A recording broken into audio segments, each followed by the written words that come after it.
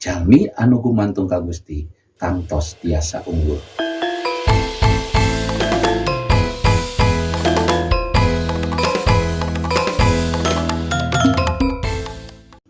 Pamirsa, dina kahirupan sadidinten sok seueur jalmi anu nyarios eta mah keur didoja digoda ku iblis.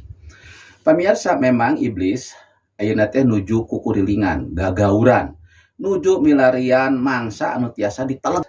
Tapi pangandika Gusti nyangemkeun. Iblis teh kedah dilawan ku iman anu kiat. Upami urang ngalawan ku iman anu kiat, iblisna nu kabur pamirsa.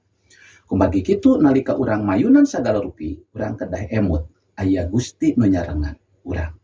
Upami si iblis ngaganggu atanapi ngagoda ka urang, lawan ku iman anu kiat. Hayu urang teras gumantung ka Gusti, kumargi namung Gusti anu baris maparin kakiatan, namung Gusti anu tiasa ngawonkeun kawasa iblis.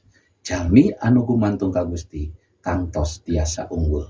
Gusti Yesus ngaberkahan. Amin.